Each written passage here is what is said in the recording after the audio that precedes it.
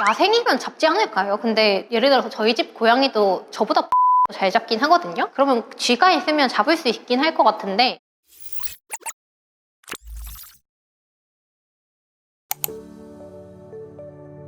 강아지랑 고양이랑 큰 차이점은요, 일단 고양이는 육식동물인데요, 육식동물이지만 그 대신에 필수 아미노산을 만들지를 못하죠. 특히 제일 유명한 게 타우린인데 그렇기 때문에 무조건 사료로 섭취를 해주셔야 돼요. 그래서 아무래도 강아지 사료를 고양이들이 오래 섭취하게 되면 문제가 될 수 있다는 거. 그거 말고는 특이한 게 쇄골이 좀 잘 움직이는 동물이어가지고 머리만 통과를 가능하면 다른 부분 다 통과해서 아무렇게나 잘 다닐 수 있다는 거. 강아지랑 고양이랑 좀 다를 수밖에 없거든요. 고양이를 안 키워보신 분들이나 아니면 관심이 없으신 분들은 성향을 이해를 잘 못하세요. 그래서 아무래도 고양이 특화라고 하시면 고양이를 좀 더 좋아하시고 많이 키워보시고 많이 상대해보신 분들이실 거라서 조금 더 잘 하시긴 하시겠죠.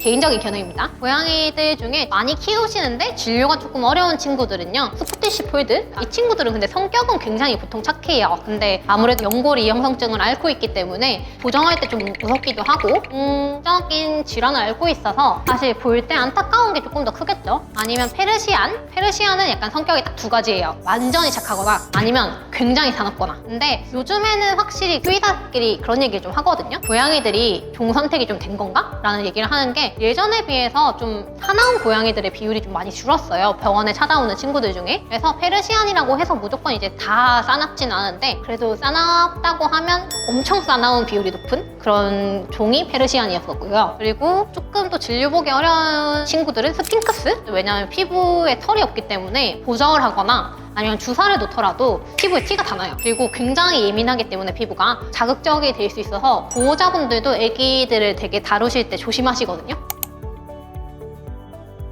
많은 거는 강아지긴 하거든요. 2살령 이상을 따졌을 때 치주 질환이 80%가 강아지, 그리고 70%가 고양이가 생긴다고 말을 해요. 근데 고양이가 많다고 생각하시는 이유는 고양이들이 흔히 앓는 질병 중에 치아 흡수성 병변이라는 질환이 있어요. 그런 질환이 보통 큰 고양이들 중에 50% 이상으로까지 발전을 할 수 있다고 얘기가 있어서 아마 치주 질환이 더 많다고 생각하실 것 같은데요. 이거는 근데 강아지에서는 보고된 바는 있는데 왜 강아지랑 고양이의 차이가 큰지에 대해서는 정확하게 뭐 연구된 바는 없고요. 사실 연구는 다 발생 빈도에 대한 연구여가지고 그냥 보고된 바에 따른 종합하는 결과기 때문에 왜 그런지는 사실 밝히기 좀 어렵죠. 그리고 아직까지는 많이 안 키워서도 있을 것 같은데요. 아니면 또 고양이들이 질환을 많이 숨기는 특성 때문인지 고양이들의 질환이 그렇게 많이 나열이 되어 있지 않아요. 수의학 쪽에서. 그렇기 때문에 이제 치주 질환은 그런 와중에 이제 많이 걸리니까 고양이들이 더 많다고 인식을 하시는 게 아닌가 싶네요. 강아지들도 치주 질환 굉장히 많습니다.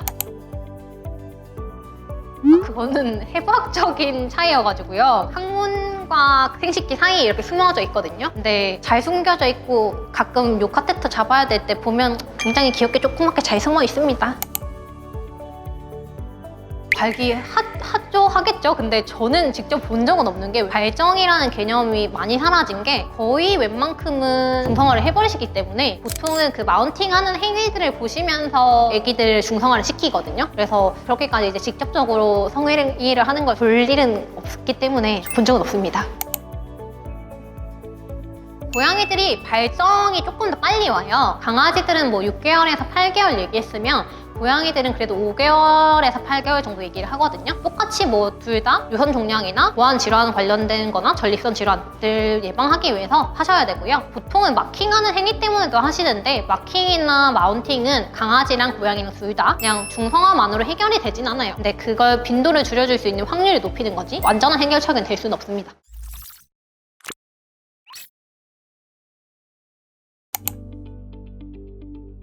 습식이 확실히 고양이한테 제공되어야 되는 수분 함량을 다 담고 있어서 습식만 먹어도 충분한 물을 다 제공할 수 있다고 말을 하거든요. 꼽자면 습식이 더 편하고 영양소적으로는 낫겠죠. 근데 가격이 좀 더 비싸고 관리가 좀 더 어렵습니다. 배탈 나는 경우 되게 많아가지고요. 그리고 습식 사료는 아무래도 자극 때문에 양치질도 잘 시켜주셔야 되는데 고양이들 사실 양치질 시키기 굉장히 어렵거든요. 그래서 보통 보호자님들 보시면 습식을 거의 주식으로 해주시는 분들은 좀 어려우시고 간식처럼 습식을 주시는 경우는 더 많더라고요. 건사료는 탄수화물 함량이 더 높아요. 관리하기가 더 용이하고 가격도 더 싸고. 근데 산화되는 경우에서 고양이한테 안 좋은 물질들이 생긴다는 털이 있긴 해서 최대한 산소에 노출이 안 된 상태에서 주시라는 그런 말씀을 드리긴 합니다. 고양이들은 발 만지는 것도 싫어하고 배 만지는 것도 싫어하고 본인들이 기분 좋을 때만 허락을 해줍니다. 머리 만지는 것도 기분 좋을 때 만져야 돼요. 사실 토를 많이 한다는 기준이 헤어볼 구토나 아니면 헤어볼 구토는 결국 고양이들이 그루밍을 하면서 생기는 털들이 뭉쳐져서 토를 하는 건데 그런 경우는 뭐 한 달에 한두 번 정도는 할 수 있겠죠. 그거나 아니면 이제 고양이들은 음식을 씹어서 넘기지 않고 사절치아가 없어가지고 삼키다시피 음식을 섭취하기 때문에 갑자기 많은 양을 담다 보면 사료구토를 하는 경우가 있어요. 그래서 사료구토는 강아지들보다는 빈도가 높은 편이긴 한 것 같습니다. 대중적으로 생각하시는 게 털 때문이라고도 많이 생각하시는데 털도 털인데 그 털 안에 붙어있는 단백질 성분이 보통 문제가 되거든요. 근데 그 단백질 성분은 특히 애초에 강아지보다 고양이가 알러젠을 유발할 수 있는 확률이 2배는 높다고도 하고요. 고양이들이 그루밍을 하다 보니까 그 털에 고양이들이 침이 다 붙잖아요. 그런 것 때문에 알레르기가 만들어진다고 해서 요즘에는 아예 그 침에 들어가는 단백질 함량을 낮춰주는 사료도 개발이 됐더라고요. 그래서 고양이 보호자분들이 알러지를 조금 덜 앓을 수 있게 해주는 사료도 요즘에 개발이 되고 있습니다. 야생이면 잡지 않을까요? 근데 예를 들어서 저희 집 고양이도 저보다 벌레를 더 잘 잡긴 하거든요? 그러면 쥐가 있으면 잡을 수 있긴 할 것 같은데 가축화되면서 굳이 찾아 먹어야 되는 이유가 떨어져서 안 하려는 친구들은 있지 않을까요? 집에서 기르는 애들은 영양소가 충분하니까요? 근데 뭐 사냥 놀이를 해주긴 해야 되니까 그런 재미로 사냥은 할 수는 있을 것 같긴 하네요. 고양이들 사회에서는 그냥 그런 울음소리로 소통을 할 필요가 없어서라는 얘기를 하더라고요. 이것은 저도 학설이지 뭔가 연구를 한 거를 본 적은 없어가지고 근데 많이 알려져 있는 얘기긴 하더라고요. 안 되는 이유는 스트레스 빼고는 그렇게 크진 않을 것 같은데요. 보통 또 스트레스 많이 받고 미용하면서 가만히 있지 않기 때문에 다치는 경우가 많아서 큰 것 같아요. 그래서 보호자분들이 자르시다가 탈 잘라서 오는 경우 되게 많거든요. 스크래칭 행위를 하는 건데 재미도 있고요. 사냥을 하기 위해서도 있고 그 소리 때문에도 있는 것 같고 본인 발바닥에서 나오는 페로몬을 그 영역 표시를 위해서 묻히기도 하거든요. 그래서 그런 것 같은데 보통 그 근본적인 원인은 스크래칭을 좀 더 많이 해줄 수 있는 스크래치를 많이 사놔야 된다? 라고 말씀을 드리긴 하는데 고양이는 성질을 이해하고 저희가 그냥 같이 사는 거지 교육이 힘들더라고요.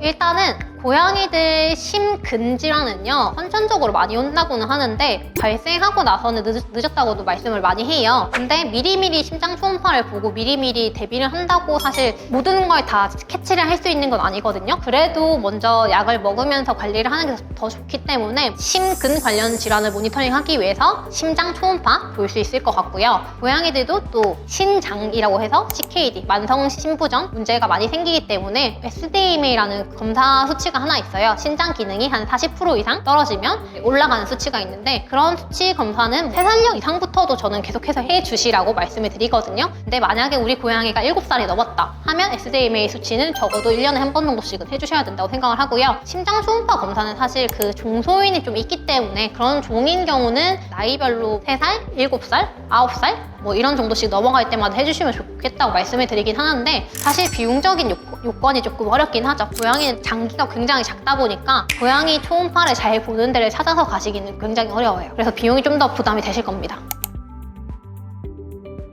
기본적으로는 사료를 잘 먹이면 된다는 주의긴 한데요. 그리고 고양이들은 뭘 줘도 잘 안 먹거든요. 그래도 만약에 뭔가 영양제를 추천해주세요 라고 하면 일단 오메가3 제일 많이 추천을 드리고요. 왜냐면 피부에도 좋고 관절에도 좋고 뭐 안 좋은 데가 없어요. 노화 방지에도 좋고. 근데 뭔가 더 골라야 한다고 하면 고양이들이 이제 그 소화기계 질환도 많이 오니까 유산균 정도 추천을 해드리는 편입니다. 그거 외에는 사실 애기들이 뭔가 관련된 질환이 있는 경우에 보조제의 도움을 받는 거죠. 있고 검사의 정도에 따라서 가격이 다를 거고요. 진료가 어려워서의 원인이 제일 클 것 같아요. 제 생각에는. 일단 온몸으로 부정을 해야 되거든요. 그게 굉장히 어려워요.